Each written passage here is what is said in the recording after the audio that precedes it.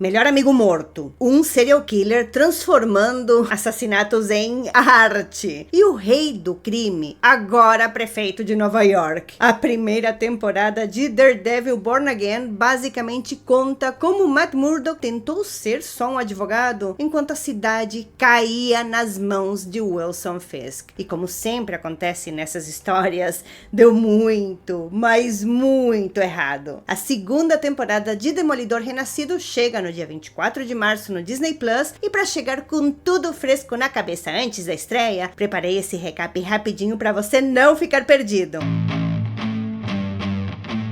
A história começa com uma rara sensação de paz. Matt, Fogg e Karen finalmente parecem estar bem. O escritório funcionando, a amizade intacta. Só que essa paz não dura muito, porque o Bullseye aparece e atira no Fogg. Matt parte pra cima dele em uma luta brutal no topo de um prédio e, tomado pela raiva, joga o psicopata lá de cima. Só que, como todo mundo já imaginava, ele sobrevive, mas Fogg é morto. E isso destrói completamente o Matt. Karen também fica devastada. A morte do Fogg não destrói apenas o Matt. Ela praticamente implode o trio que sustentava tudo desde o começo da história. Cada um reage de uma forma diferente à tragédia e no caso de Karen, a resposta é se afastar. Agora, tem um detalhe curioso aqui. Nos quadrinhos, o Fogg Nelson já foi dado como morto mais de uma vez, inclusive com direito a funeral e tudo. E depois apareceu vivo.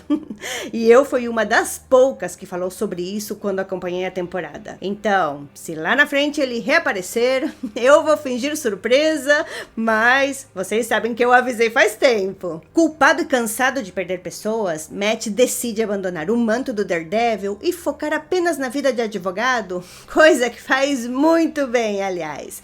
Enfim, novo escritório, nova rotina e até um novo relacionamento.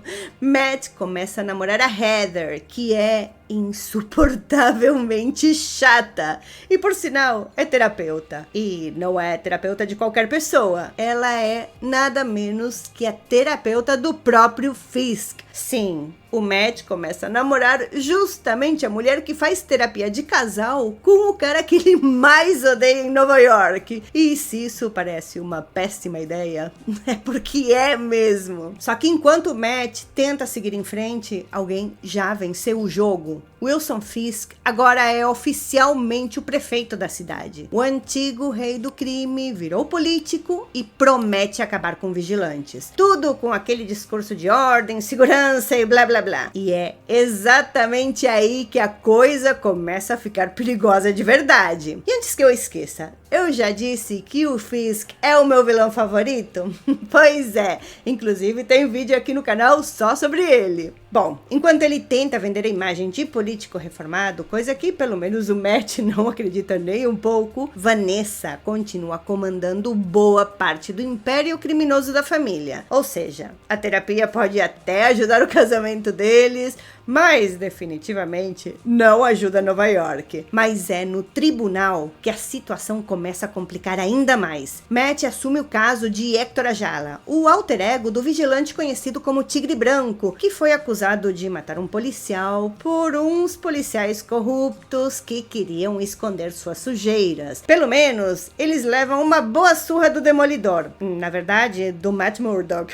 E não é exagero. Mesmo sem estar oficialmente atuando como vigilante, o Matt deixa bem claro que o Demolidor nunca saiu completamente de dentro dele. Quando dois policiais tentam intimidar uma testemunha do caso, Matt resolve intervir pessoalmente. E o resultado é exatamente o que você imagina. Mesmo de terno e gravata, ele desmonta os dois com uma facilidade absurda. E logo em seguida, a série mostra que Matt pode ser tão perigoso em um tribunal quanto nos telhados. Ele arrisca tudo ao revelar que Héctor é o Tigre Branco e consegue provar a sua inocência. Só que a vitória dura pouco. Ignorando o conselho de Matt para abandonar o uniforme, Hector volta para as ruas e acaba executado por alguém usando o símbolo do Punisher. Mas não foi o Frank Castle. Tudo indica que policiais corruptos estão usando a caveira como símbolo. E digamos que Frank Castle não costuma reagir bem quando alguém usa o nome dele para fazer besteira. Bom, isso leva o Matt a procurar o próprio Punisher. E quando os dois finalmente se reencontram, no começo a conversa é tudo menos amigável. Frank deixa bem claro que não foi ele que matou o Tigre Branco e que também está sabendo desses policiais usando sua caveira por aí. Para ele, isso é quase uma heresia, porque o Justiceiro pode até ser brutal, mas ele nunca fingiu ser um herói. Já esses caras estão usando o símbolo dele como desculpa para executar gente e chamar isso de justiça. E digamos que Frank Castle não costuma lidar com esse tipo de coisa conversando.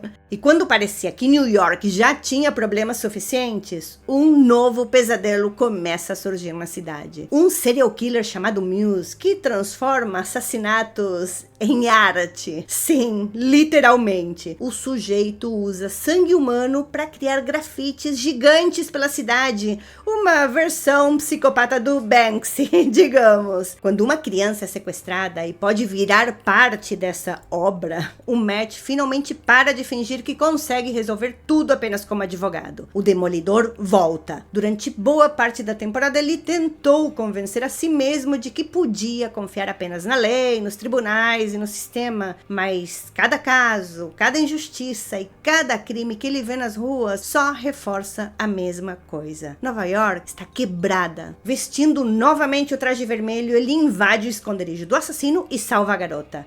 Muse escapa, mas a mensagem fica clara. O demônio de Hell's Kitchen voltou às ruas. E esse confronto também deixa claro o quanto Muse é perturbado. O cara não está interessado em dinheiro, poder ou vingança. Ele só quer transformar Nova York em uma gigantesca galeria de arte macabra. Só que a carreira artística dele não dura muito, ainda bem. Mais tarde, quando o Demolidor finalmente consegue encurralar o assassino novamente, o confronto termina de forma brutal e o Muse acaba morrendo. O problema é que, mesmo morto, o estrago que ele deixou na cidade já foi mais do que suficiente para alimentar o discurso político perfeito para o Fisk, porque o Wilson Fisk decide transformar o caos da cidade em uma oportunidade política para se sair com as suas sem intromissões. Usando os crimes de Muse como justificativa, ele cria uma força-tarefa anti-vigilantes, um grupo de policiais autorizados a caçar heróis pelas ruas, sem supervisão e sem câmeras. Ou seja, basicamente uma licença oficial para fazer o que quiserem. Enquanto isso, o Matt começa a investigar a morte de Fogg e descobre algo perturbador. O caso em que Fogg estava trabalhando envolvia um carregamento milionário ligado diretamente às operações de Fisk.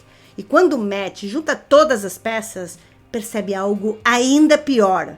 Quem estava comandando esse esquema era Vanessa. Tudo indica que foi ela quem contratou o mercenário. E quando o próprio mercenário escapa da prisão e invade um baile de gala organizado por Fisk, o caos toma conta da cidade. Ele tenta matar Fisk, mas o Matt leva o tiro por ele. No meio disso tudo, o Justiceiro volta à ação, enfrentando os policiais corruptos que usam sua caveira, chamando todos de palhaços, porque Frank Castle definitivamente não gosta de fãs. Então ele resolve sair de seu esconderijo e, digamos, aposentar para lidar com o problema do jeito mais Frank Castle possível, com muita violência. Enquanto isso, o Fisk finalmente para de fingir que mudou. Agora prefeito e com o poder político nas mãos, ele assume de vez o controle da cidade. Em uma das cenas mais brutais da temporada, ele simplesmente elimina o comissário Galo com as próprias mãos.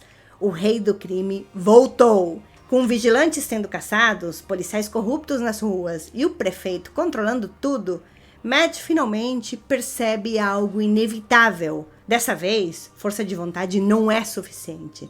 Ele não pode vencer essa guerra sozinho, porque o inimigo agora não é só um criminoso, é o sistema inteiro. Se quiser derrubar o Fisk, vai precisar de um exército. Enquanto isso, na cena pós-créditos, Frank Castle já está preparando sua fuga da prisão improvisada do Fisk. E é assim que a temporada termina. não com uma vitória, mas com uma guerra inevitável e que promete ser brutal. Eu sei que muita gente criticou demais a primeira temporada de Daredevil Born Again, mas eu, sinceramente, achei essas críticas um pouco injustas, pois essa temporada foi praticamente reescrita e regravada às pressas, justamente por mudanças que não eram nada fiéis aos personagens e à história do Demolidor. E claro que não ficou 100%, mas para mim, a essência esteve presente e também a fidelidade aos quadrinhos.